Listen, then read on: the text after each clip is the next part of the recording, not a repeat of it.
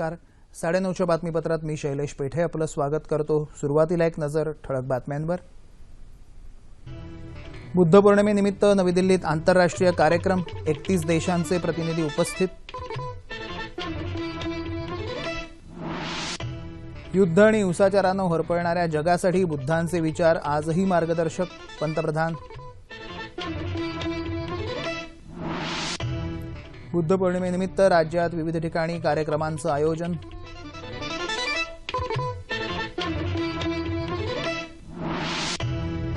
शेतकऱ्यांच्या आत्महत्या आणि समस्यांबाबत राज्य सरकार संवेदनशील नाही, शरद पवार यांची टीका.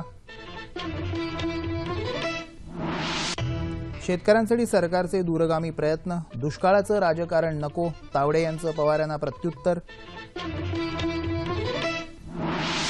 महाराष्ट्रात आम आदमी पार्टीला मोठा धक्का, 350 कार्यकर्त्यांचे सामूहिक राजीनामे. आणि सांगली इथं शोभेची दारू तयार करणाऱ्या कारखान्यात झालेल्या स्फोटात 6 कामगार मृत्युमुखी तर 4घांची परिस्थिती गंभीर. पाहूया सविस्तर वृत्त. जगाला शांती, अहिंसा आणि करुणेचा संदेश देणाऱ्या तथागत बुद्धांच्या जयंतीनिमित्त आज बुद्ध पौर्णिमा दिवस साजरा होत आहे. नवी दिल्लीत आज आंतरराष्ट्रीय बुद्ध पौर्णिमा दिवस समारोहाचं उद्घाटन पंतप्रधान नरेंद्र मोदी यांच्या हस्ते झालं. बौद्ध धर्माचा प्रभाव असलेल्या 31 देशांचे प्रतिनिधी, बौद्ध भिक्खू, विचारवंत आणि राजकीय नेते या कार्यक्रमाला उपस्थित होते. या कार्यक्रमात बोलताना पंतप्रधान नरेंद्र मोदी म्हणाले की हा संपूर्ण आशियासाठीच वैभवाचा, महत्वाचा दिवस आहे. गौतम बुद्धांचं तत्वज्ञान आजही तितकंच महत्वाचं आणि कालसुसंगत आहे, असं पंतप्रधान म्हणाले. सत्ता, संपत्ती असतानाही मानव कल्याणासाठी हे पुरेसं नाही, हे बुद्धांनी जाणलं. जन्मापासून ते अंतापर्यंत त्यांनी करुणेचा, शांतीचा संदेश जगाला दिला.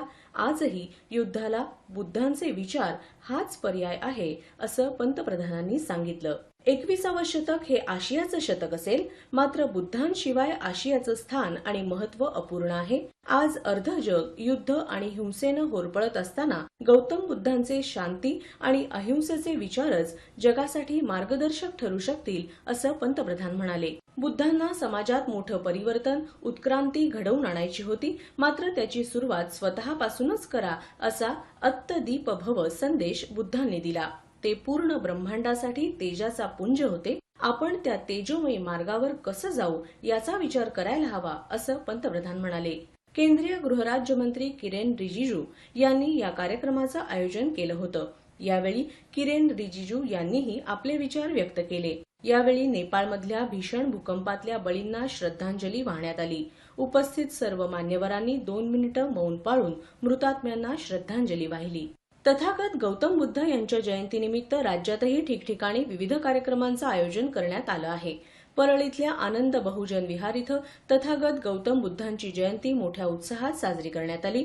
विहाराच्या प्रमुख अध्यक्षा उपासिका कामिनी रणसिंगे यांच्या हस्ते तथागत बुद्ध आणि डॉक्टर बाबासाहेब आंबेडकरांच्या मूर्तीसमोर पुष्प अर्पण करून बुद्धपूजा करण्यात आली. यावेळी सहपोलीस आयुक्त मिलिंद भारांबे उपस्थित होते.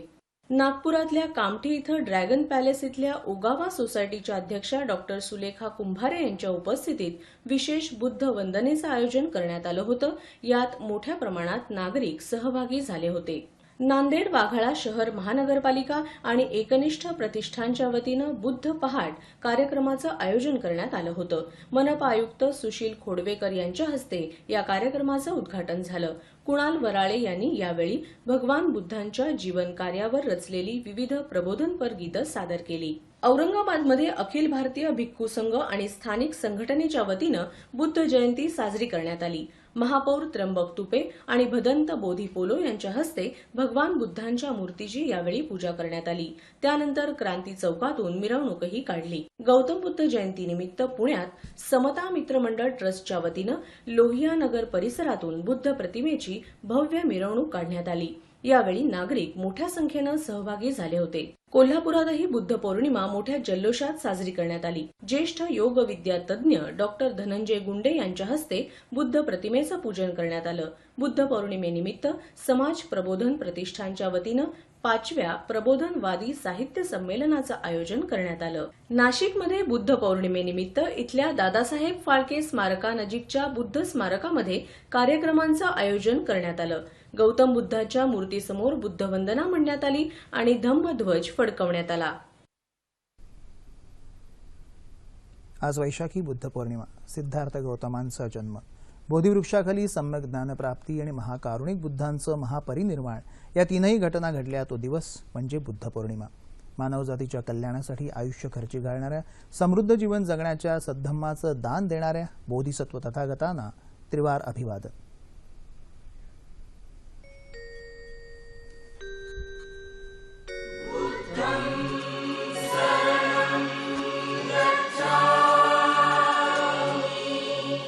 प्रज्ञेचे आगार, शिलाचे भांडार, करुणेचे महासागर, शांतीचे अग्रदूत, महाकारुणिक बोधिसत्व तथागत गौतम बुद्ध.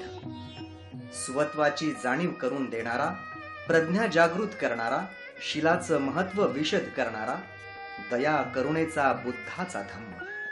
म्हणूनच बुद्ध संदेश देतात, अत्त दीप भव. अत्त दीप भव स्वयं दीप हो, अत्त दीप भव स्वयं दीप हो. जगातील दुःख, दैन्य, तृष्णा, विकार यावर मात करणारा, विज्ञानवादी दृष्टिकोन देणारा बुद्धाचा सद्धम्म अखिल विश्वाला तारणारा, शांती, अहिंसेचा, समतेचा, प्रेमाचा अन बंधुत्वाचा संजीवक धम्म विचार माणसा माणसात पेरणारा, बहुजन हिताय बहुजन सुखाय हे कल्याणकारी विचारधन बुद्ध आपल्याला देतात. युद्ध नको हत्यार, बोधी तत्वांची ललकार, शांतीदूत बुद्धाने केला धम्माचा प्रचार. नको युद्ध नको हत्यार. जाती, धर्म, वर्ण, पंथ यांच्या 18 पगड गर्तेत गुदमरलेल्या कोंडलेल्या श्वासाला विशाल दृष्टिकोनाचा, मानवी कल्याणाचा, जीवन जगण्याचा आश्वासक सम्यक मार्ग तथागताने आपल्याला दिला आहे. या सम्यक सन्मार्गानं जगातल्या प्रत्येकांचं आयुष्य निर्विघ्न होण्यासाठी बुद्ध विचारांचं अनुसरण अगत्याचं आहे. अवलंब नको युद्धाचा, तो मार्ग नको हिंसेचा, अपशब्द नको निंदेचा, शिडकाव करा प्रेमाचा.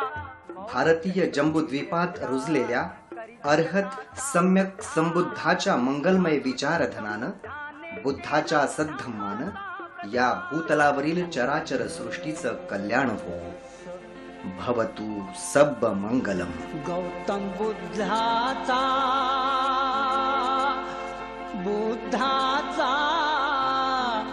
संदेश सांगू चला रे. जगाला शांती, अहिंसा आणि करुणेचा संदेश देणाऱ्या तथागत गौतम बुद्धांच्या जयंतीनिमित्त आज बुद्ध पौर्णिमा जगभरात साजरी होत आहे. गौतम बुद्धांनी जगाला दिलेली मानवता आणि अहिंसेची शिकवण आजही सुसंगत आहे.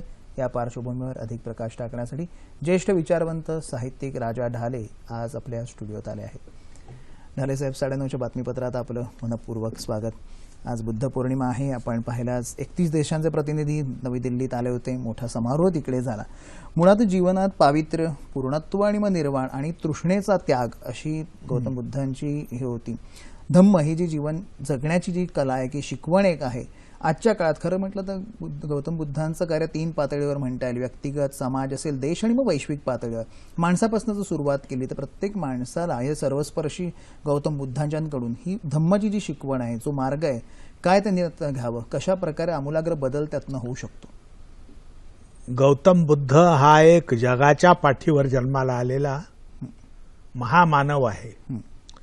आणि या महामानवाने माणसाने तृष्णेपासून कसं अलिप्त राहावं यासाठी जी जीवन प्रणाली कथन केली तिला आपण बुद्धाचा जीवन मार्ग किंवा धम्म अशा अनेक विविध नावाने ओळखतो. गौतम बुद्धाचं जे कार्य आहे ते त्याच्या जीवनात घडलेल्या घटनेमुळे तो विचारप्रवण झाला, क्रांतीप्रवण झाला. त्यानं ग्रहत्याग केला आणि त्यानं विचार याच्यावर केला. खरं तर रोहिणी नदीच्या पाण्याचा तंटा ही त्याच्या जीवनातली पहिली समस्या आहे. आणि भावाभावामध्ये किंवा शेजाऱ्यामध्ये किंवा शेजारच्या राष्ट्रामध्ये नदीकाठच्या अशी भांडणं लागावीत पाण्यावरून हे सतत घडत आलं होतं. त्यामुळे तो रक्तपात वर्षानुवर्ष रंगीत झालेलं नदीचं पात्र रक्ताने हे भांडण मिटवण्यासाठी त्याने ग्रहत्याग केला की युद्ध हा मार्ग नाही. बरोबर. युद्ध हा कुठल्याही गोष्टीपासून मुक्त होण्याचा मार्ग नाही. एका युद्धात दुसऱ्या युद्धाची बीजे रुजलेली असतात. तेव्हा युद्धाचा मार्ग त्याज्य ठरवून त्याने माणसामध्ये बंधुभाव कसा वाढेल याविषयी जी विचार निर्माण केली ती विचारसरणी म्हणजे बुद्धाची विचारसरणी. बरोबर. दादासाहेब, अहिंसा आणि करुणा आपण म्हणतो की आजच पंतप्रधान मोदींनी पण म्हटलं की आंतरराष्ट्रीय दहशतवाद असेल किंवा देशांतर्गत समस्या त्या आशियाई राष्ट्रात असतील ह्यावर तोडगा काढण्यासाठी सुद्धा भगवान बुद्धांची जी शिकवण आहे त्याचा आपल्याला फार आदर केला पाहिजे. त्याशिवाय तरुणोपाय नाही असंच आज एक विचार स्पष्ट झालेला आहे. मुळात अहिंसा आणि करुणा ही शिकवण आणि ह्यासारखे आंतरराष्ट्रीय दहशतवाद यासारखे एवढे मोठी समस्या जगापुढे आहेत. काय भगवान बुद्धांची शिकवण काय सांगते? गौतम बुद्धाने एका युद्धात दुसऱ्या युद्धाची बीजे असतात असं सांगून युद्धाचा मार्ग नाकारलेला आहे. युद्धामुळे मनुष्यहानी होते. आपण पाहिलं की दुसऱ्या महायुद्धामध्ये जपान सारखं राष्ट्र हे बेचिराग करण्यात आलं बॉम्ब टाकून. म्हणजे आधुनिक विज्ञान आणि करुणा यांची फारकत झालेली आधुनिक जगात. करुणा आणि विज्ञान एकत्र आलं तर तो जो बुद्धिझमचा प्रभाव हा संबंध जगाला वाचवू शकेल अशा तऱ्हेच्या आततायी कृत्यापासून. या अर्थाने आपण ही शिकवण घेतली पाहिजे की बुद्धाचा बंधुभाव विश्व बंधुत्व या गोष्टीला आपण किंमत दिली पाहिजे आणि त्या अर्थाने आपण गौतम बुद्धाच्या शिकवणुकीकडे अधिक खेचलं गेलं पाहिजे, जगाला नेलं पाहिजे असं मला वाटतं. प्रज्ञाशील आणि करुणा आहे पण भगवान बुद्धांच्या शिकवणीतली 3 मोठी तत्व होती. दैनंदिन जीवनात आपण रोजचं जे जगणं जगतो त्यामध्ये याचा कसा काय प्रत्येक माणसाने अंगीकारावा. आणि कुठेतरी गौतम बुद्धांनी म्हटलेलं आहे की संसारातनं लांब जात असं त्यांनी कधीही म्हटलेलं नाहीये. मध्यम मार्गाचं हे केलेलं आहे, सम्यक दृष्टीचं त्यांनी हे केलेलं आहे. 8 तत्व त्यांनी सांगितलेले आहेत. मुळे प्रज्ञा, करुणा आणि शील या बाबतीत काय सांगा? प्रज्ञा म्हणजे बुद्धी. बुद्धी प्रगत असल्याशिवाय माणूस प्रगती करू शकणार नाही. करुणा म्हणजे दुसऱ्याबद्दलची उपेक्षा बुद्धी नव्हे तर करुणा म्हणजे दुसऱ्याला बंधू मानणं, दुसऱ्याचं दुःख आपलं मानणं याला करुणा म्हणतात. आणि शील म्हणजे चारित्र्य. माणसाला सर्वात मोठा जो आधार आहे तो शीलाचा आहे. शीलामुळे माणूस जगामध्ये पवित्र मानला जाऊ शकतो, उच्च मानला जाऊ शकतो. चारित्र्य नसेल तर माणसाजवळ काहीच असत नाही. म्हणून चारित्र्याची सर्व जडणघडण ज्यामुळे होईल असं पंचशील गौतम बुद्धाने सांगितलं की दारू पिऊ नये, चोरी करू नये वगैरे वगैरे. हे जे काय सांगितलं तर हे यासाठी की माणसाची गुन्हेगारी प्रवृत्ती, माणसातला अमानुषपणा हा मुळामध्ये नष्ट झाला पाहिजे. या एका उदात्त भावनेनं त्यांना ते पंचशील दिलेलं आहे. हे पंचशील आपण आंतरराष्ट्रीय राजकारणामध्ये वापरतो, भारत वापरतोय, परंतु व्यक्तिगत जीवनामध्ये सुद्धा हे आलं पाहिजे. यासाठी जर आपल्या देशात प्रयत्न झाले तर पंतप्रधानांनी ज्याप्रमाणे अपेक्षा केली त्याप्रमाणे तर मला असं वाटतं की बंधुत्व इथे वाढीस लागेल. बरोबर. खूप कारण बंधुत्वाचा अभाव म्हणजेच युद्धजन्य परिस्थिती. आणि हे युद्ध मिटवायचं असेल तर गौतम बुद्धाच्या विचारामध्येच ती ताकद आहे की माणसाने माणसाशी कसं वागायचं तर असं सुशीलपणे, असं सभ्यपणे आपण वागलं पाहिजे आणि दुसऱ्या माणसाला प्रगतीचा अवसर दिला पाहिजे, विचाराचा अवसर दिला पाहिजे आणि या तऱ्हेनं बंधुत्व निर्माण केलं पाहिजे. या तऱ्हेनं समाज एका पायावर उभा केला पाहिजे, समतेच्या पायावर उभा केला पाहिजे. आपण ढालेसाहेब समतेचं म्हणाला ते पहिल्या उत्तरातच आपण म्हटलं की क्रांतीप्रवण अशा भगवान बुद्धांनी क्रांतीप्रवण विचारधारा होती की युद्ध बघून हे केलं. मुळात अभिव्यक्ती स्वातंत्र्य आणि व्यक्ती स्वातंत्र्याचा उद्घोष आपण म्हणतो समाजात दिसतो. आणि गौतम बुद्धांनी सांगितलेली जी समानतेची तत्व आहेत कशा प्रकारे पाहता आपण आज या समाजाकडे? खरं तर आज आपला समाज जो आहे हा तसं पाहिलं तर तो अंतर्मुख झालेला आहे, होतो आहे, बुद्धाचा विचार करतो आहे, ही महत्वाची गोष्ट आहे. तर हे सगळं बुद्धाने सांगितलेलं तत्वज्ञान इथे कित्येक शतकं परागंदा झालं होतं. त्याची बांधणी इथं झाली पाहिजे. मानवी मनाला उत्साह देणारं वातावरण इथं निर्माण झालं पाहिजे. समतेचा प्रादुर्भाव झाला पाहिजे. समतेचा विचार इथं रुजला पाहिजे. हे सगळं करत असताना बंधुभाव वाढीस लागला पाहिजे. कारण इथली जाती व्यवस्था ही बंधुभावाच्या विरोधी केलेली आहे. बरोबर. आणि त्यामुळे जाती व्यवस्था नष्ट करणे म्हणजे सुद्धा गौतम बुद्धाला खूप मोठा स्कोप आपण मिळवून देणं आहे. त्याच्या विचाराला प्रांगण मिळवू देणं. नाहीतर आज काय आहे, आज परदेशात बौद्ध धम्म आहे आणि इथं तो निर्वासित आहे. तर ही स्थिती बदलली पाहिजे आणि भारतीय नागरिकाने बुद्धाकडे डोळे उघडून पाहिलं पाहिजे, डोळे झाकून नव्हे. बरोबर. की तो जो विचार देतोय त्या विचारामध्ये काय तथ्य आहे, ते चांगलं आहे की नाही आणि ते आपण स्वीकारलं पाहिजे की नाही, याचा विचार मानवजातीने केला नाही तर उद्या युद्धाच्या भक्ष्यस्थानी संबंध जग पडेल. तर ते जग वाचवायचं असेल तर बुद्धाशिवाय दुसरा मार्ग नाही. युद्ध हा मार्ग नाही माणसाच्या अस्तित्वाचा. बुद्ध हा मात्र माणसाच्या अस्तित्वाचा मार्ग आहे, आशावाद आहे. आणि त्यासाठी आज त्याला आपण वंदन केलं पाहिजे, त्याची महानता मान्य केली पाहिजे असं मला वाटतं. निश्चितच. आणि जगातल्या सगळ्यात मोठ्या धर्मांपैकी प्रमुख धर्मांपैकी बौद्ध धर्म हाही आहेत.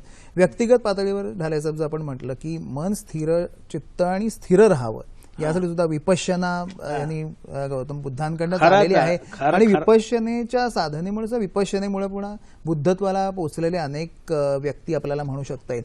स्थिर चित्त आणि स्थिर मनासाठी काय सांगितलेलं आहे बुद्धाने? कसा प्रभावी जो मध्यम मार्ग जो आहे कशा प्रकारे प्रभावी ठरेल? हे पहा, ही जी काय परिभाषा आहे विपश्यनेची वगैरे, प्रत्येक माणसानं जीवनात बुद्ध झालंच पाहिजे असं नाही, बुद्धत्वाला प्राप्त झालं पाहिजे असं नाही. तर बुद्धाचा अनुयायी झालं, बुद्धाचं म्हणणं मान्य केलं तरी सुद्धा माणूस आपल्या चारित्र्यामध्ये सुधारणा करू शकतो. आध्यात्मिक हा मार्ग नाही. बरोबर. डोळे मिटून बसण्याचा नाही, तर जगात जे अनुभवाला येतं त्या दुःखावर उपाय शोधणारा म्हणून बुद्धाचा मार्ग असल्यामुळे विपश्यना आधी तात्कालिक गोष्टी आहेत, ज्यांना त्या मान्य आहेत त्यांनी त्या करत राहाव्या. परंतु माझा आता प्रश्न एक जगाला आहे की जगाच्या 3 विद्यापीठामध्ये शिकलेला माणूस ते शिकण्याऐवजी बाबासाहेब आंबेडकरांसारखा जर नुसता डोळे मिटून बसला असता तर राजगृहामध्ये एवढी मोठी लायब्ररी निर्माण झाली असती का, पदव्या मिळाल्या असत्या का? तेव्हा निष्क्रिय असा मार्ग न घेता क्रियावान माणसाने बनलं पाहिजे. ज्ञान हे प्रत्यक्षात ट्रान्सलेट केलं पाहिजे, कृतीही केली पाहिजे. आणि इथं एक विद्येचा खूप मोठा समुद्र जो गौतम बुद्धाच्या रूपात उपलब्ध आहे तो पुन्हा एक वेळ इथल्या विद्यापीठातून शिकवला गेला पाहिजे. परदेशी जाण्याची आपल्याला काही गरज नाही असं मला वाटतं. आज हे वातावरण जे बदलतंय की आपण इतक्या मोठ्या प्रमाणावर जयंती साजरी करतोय, यामुळे सामान्य माणसाच्या मनावर एक निश्चित उद्या परिणाम होणार आहे की लोकशाहीसाठी सुसंगत असा जीवनमार्ग देणारा गौतम बुद्ध या देशातून नाही झाला होता. लोकशाहीच्या पावलाने तो पुन्हा इथं प्रकट होतोय. ही फार अभिमानाची, आनंदाची आणि उद्याच्या भारतवर्षाचं भवितव्य सांगणारी गोष्ट आहे. निश्चितच. अगदी जातात एक शेवटचं थोडक्यात, दुःख आणि कर्म सिद्धांत याच्या बाबतीत पण गौतम बुद्धांच्या याच्यातनं आलेला आहे. कशा प्रकारे बघता? कारण त्यांनी दुःखांची व्याख्या केली. दुःख तर असतात पण ती टाळू शकतो, उपाय त्याच्यावर असतात. कर्माशिवाय विश्व नाही असंही त्यांनी दुःख हे मानव निर्मित आहे. याच्यामध्ये कुठल्याही आदी शक्ती नाहीत, आदिभौतिक शक्ती नाहीत किंवा दैवी शक्ती नाहीत. माणसानेच माणसाचं दुःख हरण केलं पाहिजे, माणसानेच माणसाला सुरक्षित ठेवलं पाहिजे, त्यात बंधुत्व वाढीस घातलं पाहिजे, वैर करू नये वगैरे वगैरे. ह्या सगळ्या ज्या गोष्टी आहेत त्या दुःखापासून मुक्तता म्हणजे मानवी दुःखापासून मुक्त. बरोबर. आणि या अर्थाने माणसाने माणसाशी कसं वागावं हा त्याचा धम्म शिकवतोय. बरोबर. तर ही फार साधी शिकवण आहे, पण फार मोलाची आहे. दारू पिऊ नका, फार मोलाची शिकवण आहे. पण म्हणा तसं सर, चारित्र्य आहे, पूर्णत्व आणि त्यातनं निर्माण आणि तृष्णेचा त्याग. आणि आता आपण म्हणा तसं की एक दुर्दम्य आशावाद आणि भारतासारख्या लोकशाहीसाठी जो विश्व आपल्याकडे बघतं या दृष्टीने त्यासाठी गौतम बुद्धाचा जितका आपण अर्थ सोपा करून सांगू तेवढा सामान्य लोकांना कळेल. एकेकाळी हे पाली भाषेत होतं, नंतर ते संस्कृतमध्ये गेलं, आता ते कुठेच नाही आपल्या अभ्यासक्रमात. तर आता मला असं वाटतं की हे मराठीतून तुम्ही जो केलेला हा प्रयोग आहे टेलिव्हिजनने किंवा आधुनिक यंत्रणांनी, तर तो चांगला आहे की लोकांना बुद्ध कळला पाहिजे, पुस्तकांना नव्हे. निश्चितच या अर्थाने हा आपला उपक्रम फारच चांगला आहे आणि मी त्या दृष्टीनं मी आशावादी आहे. गौतम बुद्धाची विचारसरणी ही दुःखमुक्तीची आहे, दुःख वाढवणारी नाही. निश्चित दुःखमुक्तीचीच आहे. आज ढाले साहेब आपण 9:30च्या बातम्यात सहभागी झाल्याबद्दल मनपूर्वक धन्यवाद. पुढील बातम्यांकडे. राज्यातल्या शेतकऱ्यांच्या आत्महत्येबाबत राज्यकर्ते आणि प्रशासनानं अधिक संवेदनशील असायला हवं असा सल्ला देत राष्ट्रवादी काँग्रेसचे अध्यक्ष शरद पवार यांनी आज राज्य शासनाच्या कारभारावर टीकास्त्र सोडलं. ते आज औरंगाबाद इथं वार्ताहर परिषदेत बोलत होते. पाण्याच्या समस्येला प्रथम प्राधान्य देऊन राज्य सरकारनं प्रसंगी कर्ज काढावं, तसंच शेतकऱ्यांनी फळबागा आणि ऊस उत्पादनासाठी शास्त्रशुद्ध शेतीचा अवलंब करावा असं पवार यावेळी म्हणाले. शिवशाहीर बाबासाहेब पुरंदरे यांना महाराष्ट्र भूषण देण्याचा अधिकार राज्य शासनाचा असून राष्ट्रवादीचे नेते जितेंद्र आव्हाड यांनी याबाबत केलेलं भाष्य हे त्यांचं वैयक्तिक मत आहे असं पवार यांनी याविषयी विचारलेल्या प्रश्नाला उत्तर देताना सांगितलं. मराठवाडा साहित्य परिषदेच्या यशवंतराव चव्हाण नाट्यगृहाचं उद्घाटन आणि नाट्यगृहातल्या यशवंतराव चव्हाण यांच्या पुतळ्याचं अनावरण शरद पवार यांच्या हस्ते आज झालं. यावेळी शरद पवार यांनी यशवंतराव चव्हाण यांच्या आठवणींना उजाळा दिला. यशवंतराव चव्हाण आधुनिक महाराष्ट्राचे जनक होते असं पवार यावेळी म्हणाले. राज्यातल्या दुष्काळाचं राजकारण होणं ही अतिशय दुर्दैवी गोष्ट असून राष्ट्रवादी काँग्रेसचे अध्यक्ष शरद पवार यांनी गेल्या 15 वर्षात शेतकऱ्यांविषयी कळवळा दाखवला असता तर आज होणाऱ्या शेतकऱ्यांच्या आत्महत्या कमी झाल्या असत्या अशी टीका सांस्कृतिक मंत्री विनोद तावडे यांनी केली आहे. राज्यातील 5,000 खेडी दुष्काळमुक्त करण्यासाठी राज्य सरकार नियोजनबद्ध कार्यक्रमाच्या माध्यमातून प्रयत्न करत आहे. मात्र विरोधकांनी राजकीय प्रगल्भता दाखवून यासाठी लागणारा कालावधी शासनाला द्यायला हवा असं तावडे म्हणाले. ते आज रत्नागिरी इथं वार्ताहर परिषदेत बोलत होते. कोकणातल्या बागायतदारांनी अवकाळी पाऊस आणि नापिकीसारख्या संकटाला धीरानं तोंड देऊन हिमतीनं उभं राहावं असं आवाहन त्यांनी केलं. कोकण भागात रत्नागिरी इथं स्मार्ट सिटी प्रकल्प राबवण्यासाठी तसंच ई गव्हर्नन्स राज्याच्या तळागाळात पोहोचवण्यासाठी सरकार प्रयत्नशील असल्याचं तावडे यांनी यावेळी सांगितलं.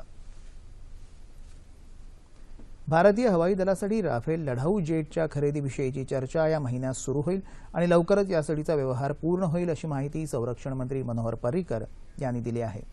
गोवा इथं ते आज बातमीदारांशी बोलत होते. फ्रान्सकडून भारताला ही विमानं खरेदी करायची आहेत. येत्या 6 मे रोजी फ्रान्सचे संरक्षण मंत्री भारत भेटीवर येणार आहेत. या पार्श्वभूमीवर पर्रिकर यांनी ही माहिती दिली. या वाटाघाटींसाठी दोन्ही सरकारांची समिती स्थापन केली जाईल आणि ठराविक कालावधीत हा व्यवहार पूर्ण केला जाईल असं आश्वासन पर्रिकर यांनी दिलं. पंतप्रधान नरेंद्र मोदी यांनी गेल्या महिन्यात फ्रान्स दौऱ्यादरम्यान 36 राफेल लढाऊ विमानं खरेदीबाबत करार केला होता. यासाठी भारत 6 अब्ज अमेरिकन डॉलर्स इतकी किंमत देणार आहे. वादाच्या भोवऱ्यात अडकलेल्या आम आदमी पक्षाच्या महाराष्ट्रातल्या सुमारे 350हून अधिक कार्यकर्त्यांनी आज पक्ष सदस्यत्वाचे राजीनामे देऊन आपचे निलंबित नेते प्रशांत भूषण आणि योगेंद्र यादव यांना आपला पाठिंबा जाहीर केला. आपच्या राज्य कार्यकारिणी समितीचे माजी सदस्य मारुती भापकर यांच्या नेतृत्वाखाली आज पुणे इथं कार्यकर्त्यांनी मोठ्या संख्येनं राजीनामे दिले. पिंपरी चिंचवड, पुणे, मुंबई, नवी मुंबई आणि औरंगाबादमधल्या कार्यकर्त्यांचा यात समावेश आहे. आपमध्ये लोकशाहीची हत्या होत असून स्वराज संकल्पनेचा खरा अर्थ देशभरात पोहोचवण्यासाठी आपण राजीनामा देत असल्याचं भापकर म्हणाले. 2014-15 या वर्षात सोन्याच्या आयातीत 19.5% इतकी वाढ झाली आहे. देशातील एकूण सोन्याच्या आयातीचं मूल्य 34 अब्ज 3 कोटी अमेरिकी डॉलर्स इतकं झालं. गेल्या वर्षी म्हणजे 2013-14 या वर्षात या आयातीचं मूल्य 28 अब्ज 7 कोटी अमेरिकी डॉलर्स इतकं होतं. जागतिक बाजारपेठेत सोन्याच्या किमतीत झालेली काहीशी घट आणि रिझर्व्ह बँक ऑफ इंडियाने शिथिल केलेलं धोरण यामुळे या आयातीत वाढ झाली आहे. सोन्याच्या आयातीत झालेल्या वाढीचा चालू खात्यावरील वित्तीय तुटीत विपरीत परिणाम होईल अशी भीती व्यक्त होत आहे. चालू खात्यावरील वित्तीय तूट हे काळजीचं कारण नाही असं रिझर्व्ह बँकेनं स्पष्ट केलं आहे. ग्रामीण भागात सलग 3 वर्ष पडलेल्या दुष्काळामुळे शेतकऱ्यांच्या वीज बिलात 50% माफी द्यावी असा प्रस्ताव आहे. येत्या 2 दिवसात हा प्रस्ताव मुख्यमंत्र्यांसमोर येईल अशी माहिती पाणीपुरवठा आणि स्वच्छता मंत्री बबनराव लोणीकर यांनी दिली. ते आज पुण्यात पत्रकारांशी बोलत होते. पुणे इथल्या पाणीपुरवठा विभागीय कार्यालयाचं उद्घाटन आज पालकमंत्री गिरीश बापट यांच्या हस्ते आणि लोणीकरांच्या उपस्थितीत झालं. त्यानंतर ही पत्रपरिषद घेण्यात आली. डॉक्टर बाबासाहेब आंबेडकरांचं लंडन इथलं वास्तव्य असलेलं घर सामाजिक न्याय विभाग, महाराष्ट्र राज्य आणि राज्य सरकारतर्फे विकत घेण्याची प्रक्रिया आता पूर्ण झाली असून येत्या 15 मेपर्यंत घर आपल्या ताब्यात येणार असल्याची माहिती सामाजिक न्याय राज्यमंत्री दिलीप कांबळे यांनी आज पुण्यात पत्रकार परिषदेत दिली. या वास्तूची किंमत 35 कोटी रुपये इतकी असून त्यातील 3,10,000 रुपये आपण जागा मालकाच्या खात्यात जमा केले आहेत. या वास्तूसाठी मुख्यमंत्री देवेंद्र फडणवीस यांनी पाठपुरावा केला असून घर ताब्यात घेताना ते स्वतः लंडनला जाणार असल्याचंही त्यांनी सांगितलं. हे घर आपल्या ताब्यात आल्यानंतर पहिल्या मजल्यावर आंबेडकरांचं स्मारक, दुसऱ्या मजल्यावर शिष्यवृत्तीसाठी आलेल्या विद्यार्थ्यांना राहण्यासाठी खोल्या, तर तिसऱ्या मजल्यावर स्मारक पाहायला आलेल्यांसाठी खोल्या असणार आहेत, असंही कांबळे यांनी स्पष्ट केलं. राज्यातल्या नक्षलग्रस्त भागात सेवा करणाऱ्या पोलिसांना 3 वर्षाचं विशेष पॅकेज देण्याची योजना शासनाच्या विचाराधीन असल्याची माहिती गृहराज्यमंत्री राम शिंदे यांनी दिली आहे. गडचिरोली आणि चंद्रपूर जिल्ह्यांच्या दौऱ्यानंतर ते आज पत्रकारांशी बोलत होते. राज्यात पोलिसांचा धाक आणि कायद्याचं वचक निर्माण करण्याचा शासनाचा प्रयत्न असून कायदा आणि सुव्यवस्था सुस्थापित करून जनतेचं रक्षण करण्यासाठी शासन प्रयत्नशील असल्याचंही त्यांनी सांगितलं. मुंबईतल्या वाकोला पोलीस स्टेशनमधल्या गोळीकांडाची तसंच नागपूर कारागृहातून पळून गेलेल्या 5 कैद्यांच्या प्रकरणाची सखोल चौकशी करून दोषींवर कडक कारवाई करण्यात येईल असंही शिंदे यावेळी म्हणाले. गडचिरोली आणि चंद्रपूर जिल्ह्यातले 7 तालुके महाराष्ट्रासोबतच आंध्र आणि तेलंगणमध्येही गणले जातात. त्या 7 तालुक्यातील 14 गावं महाराष्ट्रात गणण्यात यावी या सर्वोच्च न्यायालयाच्या आदेशानंतरही परिस्थितीत बदल झालेला नाही याची कल्पना मुख्यमंत्र्यांना देऊन प्रसंगी केंद्रीय गृहमंत्री राजनाथ सिंह यांचीही मदत घेऊ अशी ग्वाही राम शिंदे यांनी यावेळी दिली. सांगली तासगाव रस्त्यावरील कवठे एकंद गावाजवळ असलेल्या शोभेची दारू तयार करणाऱ्या ईगल कारखान्यात आज संध्याकाळी झालेल्या स्फोटात 6 कामगार ठार झाले असून 4 जण गंभीर जखमी झाल्याची माहिती आमच्या प्रतिनिधींनी दिली आहे. घटनेचा पुढील तपास सुरू आहे. हवामान. गेल्या 36 तासात विदर्भात तुरळक ठिकाणी हलक्या स्वरूपाचा पाऊस पडला. कोकण आणि मध्य महाराष्ट्राच्या काही भागात कमाल तापमानात सरासरीच्या तुलनेत लक्षणीय वाढ, तर विदर्भाच्या काही भागात कमाल तापमानात सरासरीच्या तुलनेत किंचित वाढ झाली. राज्याच्या उर्वरित भागात कमाल तापमान सरासरीच्या जवळपास होतं. येत्या 36 तासात विदर्भात तुरळक ठिकाणी पाऊस पडण्याची शक्यता हवामान विभागानं वर्तवली आहे. या काळात राज्याच्या उर्वरित भागात मात्र हवामान कोरडं राहील. तापमान अंश सेल्सिअसमध्ये. मुंबई कमाल 34, किमान 24, नागपूर 41-20, पुणे 41-22, औरंगाबाद 41-28, नाशिक 40-20, कोल्हापूर 39-22, रत्नागिरी 33-26, सोलापूर 42-27 आणि अमरावती कमाल 40 तर किमान 27. ठळक बातम्या पुन्हा एकदा. बुद्ध पौर्णिमेनिमित्त नवी दिल्लीत आंतरराष्ट्रीय कार्यक्रम, 31 देशांचे प्रतिनिधी उपस्थित. युद्ध आणि हिंसाचारानं होरपळणाऱ्या जगासाठी बुद्धांचे विचार आजही मार्गदर्शक, पंतप्रधान. बुद्ध पौर्णिमेनिमित्त राज्यात विविध ठिकाणी कार्यक्रमांचं आयोजन.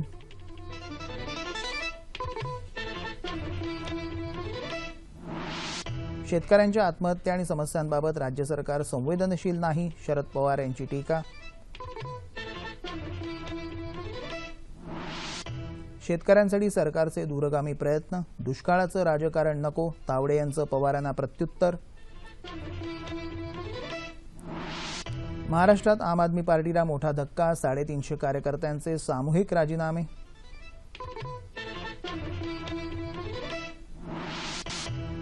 आणि सांगली इथं शोभेची दारू तयार करणाऱ्या कारखान्यात झालेल्या स्फोटात 6 कामगार मृत्युमुखी तर 4घांची परिस्थिती गंभीर. याबरोबरच हे बातमीपत्र संपलं.